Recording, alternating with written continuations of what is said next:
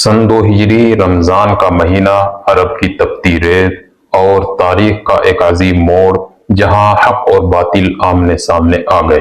یہ ہے غزوہ بدر کی داستان، ایک ایسی جنگ جو صرف تلواروں کی نہیں تھی بلکہ ایمان، اخلاص اور قربانی کی سب سے بڑی مثال تھی۔ جب رسول اللہ صلی اللہ علیہ وسلم نے مکہ سے مدینہ ہجرت کی، قریش کا غرور چکنا چور ہو گیا۔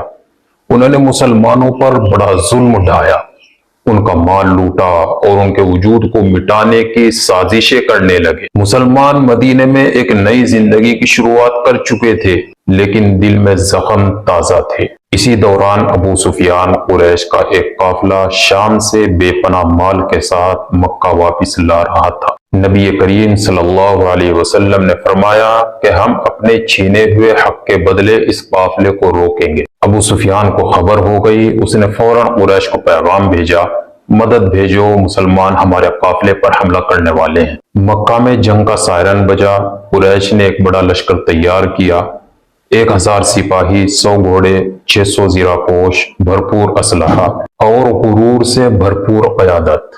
ادھر مسلمانوں کے پاس 313 مجاہد، 2 گھوڑے، چند اونٹ، محدود اسلحہ، لیکن دل میں یقین، جذبہ اور اللہ پر بھروسہ۔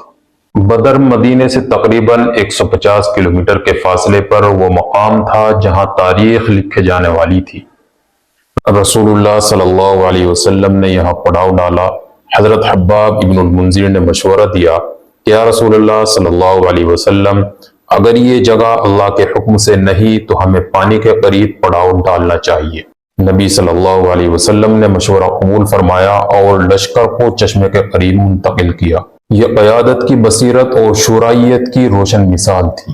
اس رات مسلمان نہ سوئے، وہ روتے رہے، دعا کرتے رہے، سجدے کرتے رہے۔ نبی پاک صلی اللہ علیہ وسلم نے ہاتھ اٹھائے، آنکھوں سے آنسو جاری تھے اور زبان سے الفاظ نکلے کہ یا اللہ، اگر یہ جماعت ہلاک ہو گئی تو زمین پر تیرا نام لینے والا کوئی نہ بچے گا۔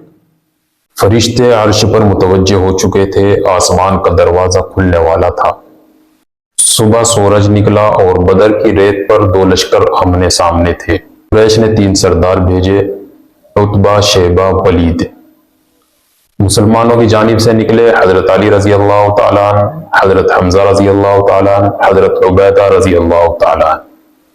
تینوں مشرک سردار عبرتناک انجام کو پہنچے اور میدان میں تلواروں کی گھن گرج چھا گئی۔ جب لڑائی شدت اختیار کر گئی، زمین خون سے سرخ ہونے لگی تو آسمان سے غیبی مدد نازل ہوئی۔ قرآن میں ہے کہ جب تم اپنے رب سے فریاد کر رہے تھے تو اس نے کہا کہ میں 1000 فرشتوں سے تمہاری مدد کروں گا۔ سفید گھوڑوں پر سوار فرشتے اترے اور کفار کی صفیں بکھیر دی۔ ابو جہل، جو اسلام کا سب سے بڑا دشمن، جو مکہ میں نبی صلی اللہ علیہ وسلم کو ستاتا، گالیاں دیتا، حق کا مذاق اڑاتا، آج بدر کی زمین پر تڑپ رہا تھا۔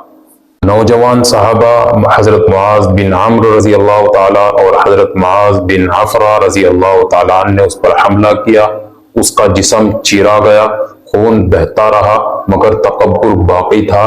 جب وہ گرا تو حضرت عبداللہ بن مسعود رضی اللہ تعالیٰ عنہ اس کے پاس پہنچے۔ ابو جہل نے آخری سانسوں میں کہا کہ آج مجھے اپنے مر جانے کا پختہ یقین ہو چکا تھا۔ اگر محمد صلی اللہ علیہ وسلم مجھ پر تھوک بھی دیتے تو میں مر جاتا، کیونکہ انہوں نے مجھے قتل کرنے کی قسم کھائی تھی۔ حضرت عبداللہ بن مسعود رضی اللہ تعالیٰ عنہ نے فرمایا، آج اللہ نے تجھے ذلیل کر دیا ہے اللہ کے دشمن۔ پھر آپ نے اس کا سر قلم کیا اور اللہ کے نبی صلی اللہ علیہ وسلم کے قدموں میں لا کر رکھا۔ یہ وہ لمحہ تھا جب باطل کا سر کچلا گیا۔ 3 گھنٹے کی لڑائی کے بعد 70 قریشی سردار مارے گئے، 70 قید کیے گئے۔ مسلمانوں کے 14 جانثار صحابہ شہید ہوئے۔ عتبہ، شیبہ، ولید، امیہ بن خلف اور سب سے بڑا ابو جہل، یہ تمام کے تمام ختم ہو چکے تھے۔ یہ صرف ایک جنگ نہیں تھی، یہ اسلام کی فتح کا اعلان تھا۔ اسلام کو عالمی قوت بننے کی راہ مل گئی۔ مسلمانوں کا حوصلہ آسمان چھونے لگا، کفار کے دل میں خوف بیٹھ گیا اور دنیا کو پیغام مل گیا، حق ہمیشہ غالب آتا ہے۔ یہ جنگ تلواروں کی نہیں تھی، یہ سجدوں، آنسوؤں اور اخلاص کی جنگ تھی۔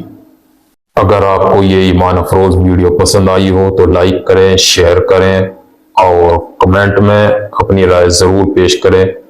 اگلی ویڈیو میں ہم آپ کو لے کر چلیں گے غزوہ احد کی وادیوں میں، جہاں صبر، وفا اور قربانی کی داستان رقم ہوئی۔ تب تک کے لیے خدا حافظ۔